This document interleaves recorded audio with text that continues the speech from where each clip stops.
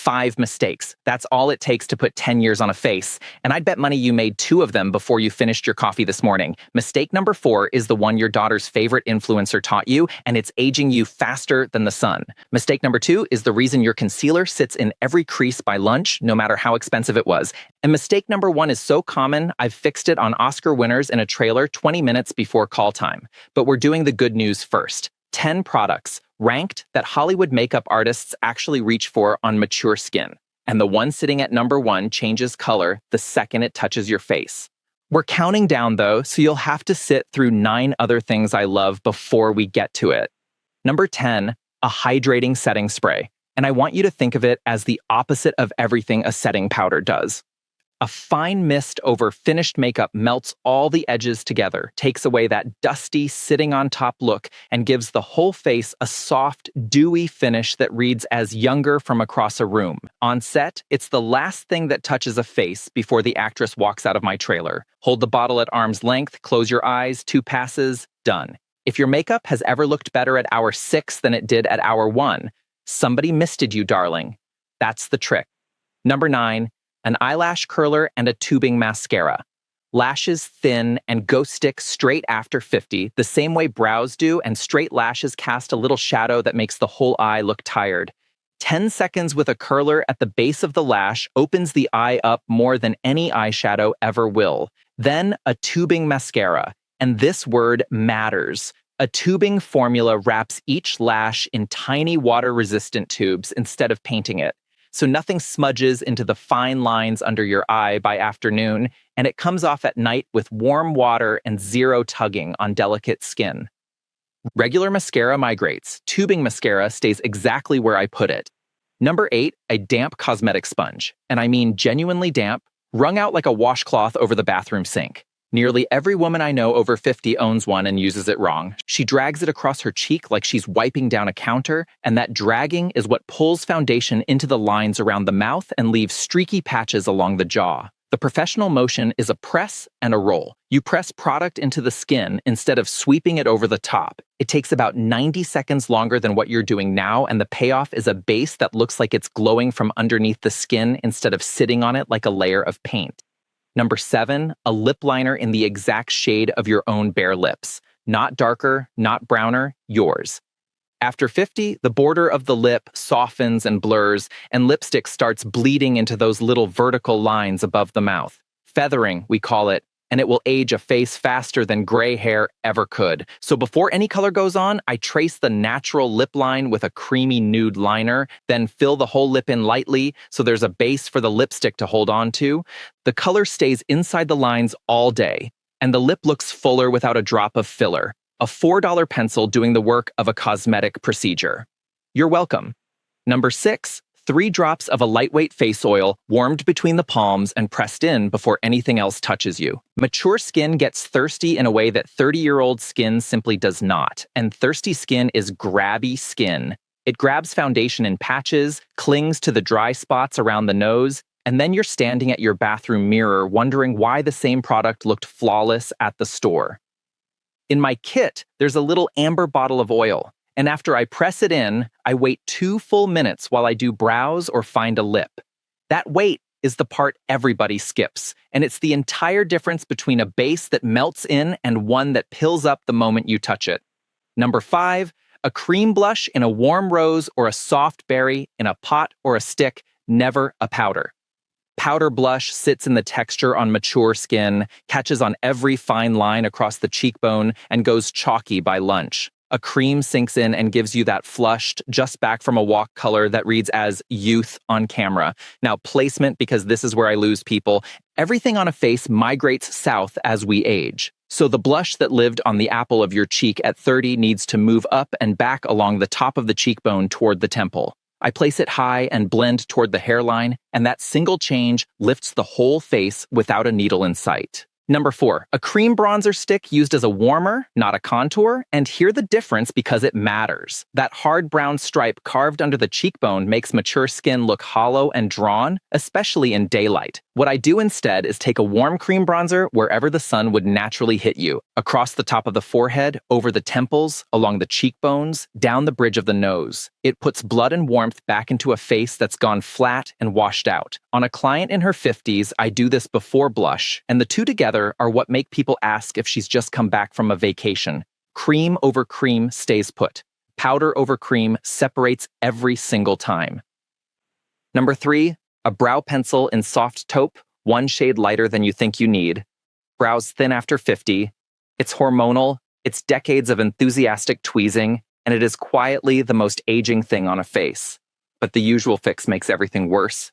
She goes darker, draws one hard line, and now 2 severe commas sit above her eyes, dragging the whole expression down with them. In the trailer, I use a fine pencil and I draw individual hairs, little upward flicks that follow the direction the hair actually grows, with the tail lifted slightly above where it wants to droop, then a clear brow gel to hold it all in place. A lifted brow does more for tired eyes than any cream on your bathroom shelf, and I will die on that hill. Number 2, a peach or apricot color corrector for under the eyes and only a whisper of it. Not a concealer, a corrector. This is basic color theory, the kind every makeup artist learns in the first week of school. The darkness under mature eyes reads blue and purple because the skin there has thinned and the little vessels underneath show through. Layer a pale concealer straight over blue and you get gray, ashy, flat, and it announces itself across a dinner table. Peach cancels blue. So I press a small amount into the inner corner and along the deepest part of the shadow, let it settle, then go over it with the sheerest layer of whatever comes next. Under a key light, that one step takes years off, and I've never had a client watch me do it without asking what it was. And number 1, there is exactly one foundation I've found that was actually made for mature skin, and it's the reason this whole list exists. It blurs fine lines instead of settling into them. It smooths texture instead of clinging to it. It looks natural, never heavy, real skin instead of a layer sitting on top. And it is almost impossible to oxidize, which means it cannot pull orange on you at 3 in the afternoon the way every other base in your drawer has. It's called Luxe, the color-changing foundation. It goes on as a pale neutral cream, and the pigments activate against your own skin tone and your own chemistry. So whatever your undertone is, that is exactly what it becomes. No shade matching under fluorescent lights, no mask line sitting at your jaw. Hundreds of women are wearing it already and writing to me about it, and I understand why, because it's what I hand a client when she says, just make me look like myself on a good day. Now, it's not in stores yet, but it is the best-selling foundation on Amazon right now. So the link is in the description below, or you can scan the QR code on your screen. If it's gone, it's gone. I press it in with the damp sponge from number 8 over the oil from number 6, and I use about half as much as you'd think. Results may vary, of course, every face is its own story. Now, the 5 mistakes, counting down, and I want you to be honest with yourself about which ones are yours. Mistake number 5, the setting powder you've been loyal to since the 90s. I know the jar. Big, translucent, and you've been dusting your entire face with it since Frasier was on the air. Loose powder flattens every bit of natural light your skin gives off, and it settles into texture the way sand settles into a crack in the pavement. If you run oily, powder the T-zone only. Center of the forehead, sides of the nose, a touch on the chin, and leave the cheeks completely alone. And if there's a photo of you at a wedding where your face is ghostly white under the flash, that's flashback from the light reflecting particles in that powder, and it has never once done you a favor. Mistake number 4, baking. The trick your daughter's favorite influencer taught you, and the one aging you faster than the sun. Baking means packing a thick layer of powder under the eyes and letting it sit while the heat of your skin sets everything underneath. It was invented for drag performers working under stage lights 30 feet from the audience, and on a 22-year-old in ring light, it photographs fine. On skin over 50, that dense powder cracks into every fine line the moment you smile, and by dinner, the under eye looks like a dry riverbed.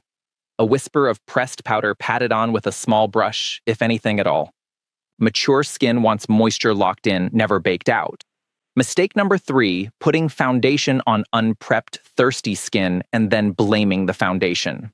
Every time a woman tells me her base goes cakey by noon, no matter which one she buys, this is what's happening. Dehydrated skin drinks the water out of the product, and what's left behind is pigment and filler with nothing to hold on to. That's the cakey sitting on top look, and it will happen to any foundation you put over a thirsty face. Moisturize, wait. Press in the oil from number 6, wait again. On set, I will not put base on a face until the skin has had 10 minutes to drink what I gave it, and that is the entire trick, not me being precious.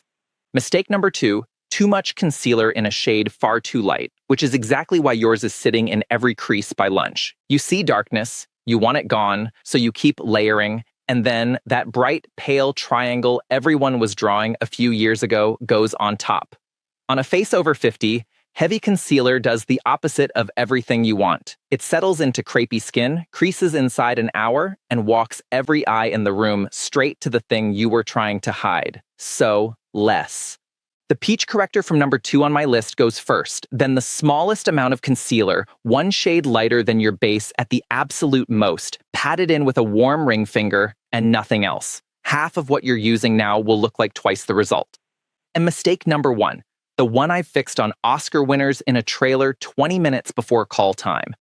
Wearing a foundation shade you were matched to a decade ago and testing new ones on the back of your hand. The skin on your hand is nothing like the skin on your face. Different tone, different texture, useless as a test strip, and your face is not the color it was 10 years ago. Because skin loses pigment as we age, which means the beige you wore at 45 is very likely too dark and too yellow for you now. I have wiped that exact wrong shade off famous faces in a trailer and watched the woman in my chair drop 15 years in 90 seconds. Swipe any new shade on the jaw, walk to a window, judge it in daylight, or take the guesswork off the table entirely with a color-changing formula, which is precisely why one sits at number 1 on my list.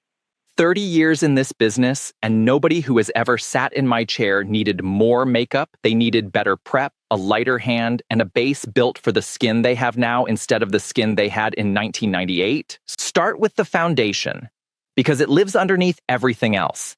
If it's oxidizing on you, creasing on you, or leaving you to guess at your own neck in a department store mirror, nothing you layer over the top will save it.